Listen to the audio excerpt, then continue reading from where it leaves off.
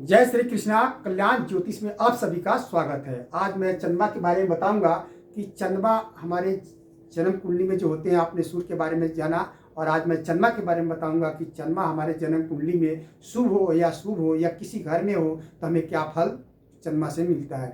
तो आप सूर्य के बारे में जाना और उसके अगर सूर्य कोई खराब हो उसके बारे में जाना। आज मैं चंद्रमा के बारे में बताऊंगा। तो चलिए हम जन्म कुंडली पर चलते हैं। एक जन्म कुंडली का चार्ट रखा हुआ है और चंद्रमा के बारे में कुछ हम बातें लिखा हुआ है। तो देखा कि इसकी दशा जो विश्वंतरी दशा होती है 10 साल की होती है और इनकी जो नक्षत्र होते हैं जो रोहिणी हस्ता और श्रवण नक्षत्र होते हैं। और चंद्रमा हमारे जो है ये उच्च के वृषभ राशि में होते हैं और नीच के वृश्चिक राशि में होते हैं। और चंद्रमा जो है कृष्ण पक्ष के पंचमी से लेके शुक्ल पक्ष के 10वीं तक चंद्रमा जो है छीन के होते हैं और शुक्ल पक्ष के 10वीं से लेके कृष्ण पक्ष के पंचमी तक जो है चंद्रमा जो है बलवान माना जाता है।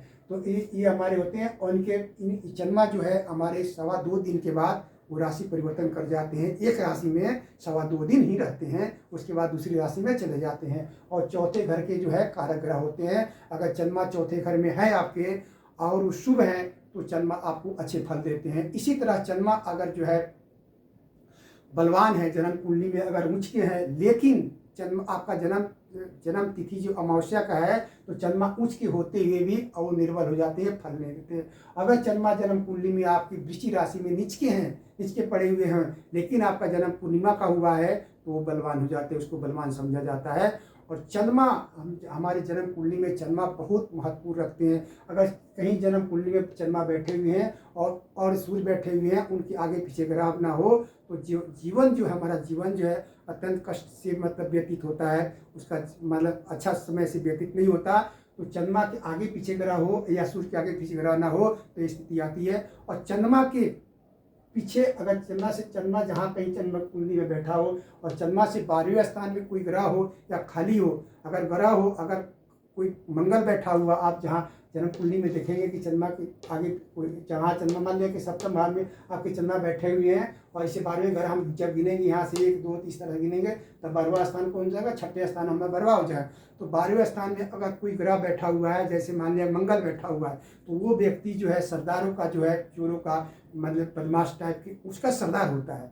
अगर वहाँ पर बुध बैठा हुआ है तो गंधर्व विद्या का जो जानकार होता है, विद्वान होता है। अगर बृहस्पति बैठे हुए हैं तो बड़ा विद्वान होता है, वो बुद्धिमान होता है, तेज होता है। अगर शुक्र बैठा हुआ है तो युवतियों को स्त्रियों का प्यारा होता है। अगर शनि बैठे हुए हैं तो वो व्यक्ति गुणवान होता है और पशुधन से धनी होता है। इसी तरह हमारे जीवन में चंद्रमा बड़ा महत्वपूर्ण रखता है। अगर जन्म कुंडली में आपकी चंद्रमा अगर किसी तरह से बलवान है तो रात का समय जो होता है सूर्यास्त के बाद रात्रि का समय बड़े खुशहाल प्रसन्न से व्यतीत होता है। अगर चंद्रमा अगर खराब है तो रात का समय जो है अच्छे जब भी आप घर बाहर से काम धंधा करके आएंगे तो घर में लड़ाइयाँ हो जाएंगी। माता पिता भाई बंधु जो भी है उनसे कुछ ना किसी बात को लेकर के ये सामान नहीं लाए, ऐसा किसी ना बात से आपको रात शांति से नहीं बीतेगी।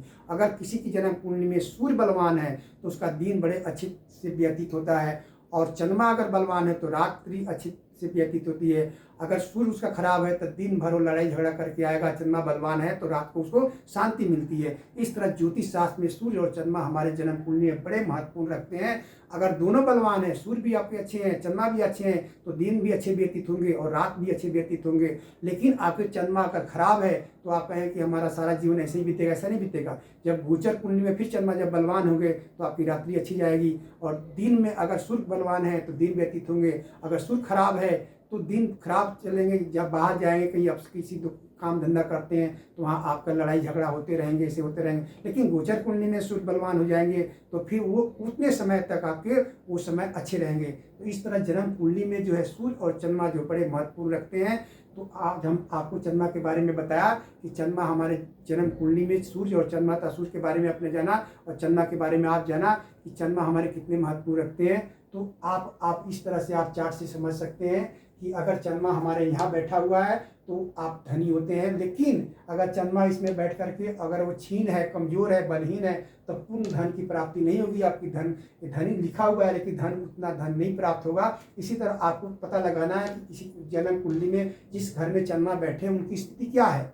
आप किसी विद्वान से, किसी ज्योतिषाचार्य से, जहाँ भी है, जैसे भी ये पता लगाते हैं तो उस तरह से आपको ये फल देख रहे हैं, इस तरह से फल मिलेंगे। मान लिया कि आपको दूसरे स्थान में चंद्रमा अगर बली है तो आपको सुख की प्राप्ति होती है, अगर बली नहीं है किसी तरह से, ठीक है, तो पूर्ण सुख का लाभ नहीं उठा पाएंगे। इसी तरह आप 9 भाव में, मान लिया कि चंद्रमा आपके 9 भाव में अगर बलवान नहीं है, छीन है, पाप तरह से युक्त है, दिष्ट जिस तरह से कमजोर है, तो जो इस लिखा हुआ है धर्मात्मा, उस तरह से आप धर्मात्मा नहीं होंगे, आप उसमें भाव में कमी आ जाएगी। तो ये आपको फल देखा है जो लिखा हुआ है, इस तरह से आप अपनी जन्म कुंडली में समझना चाहिए।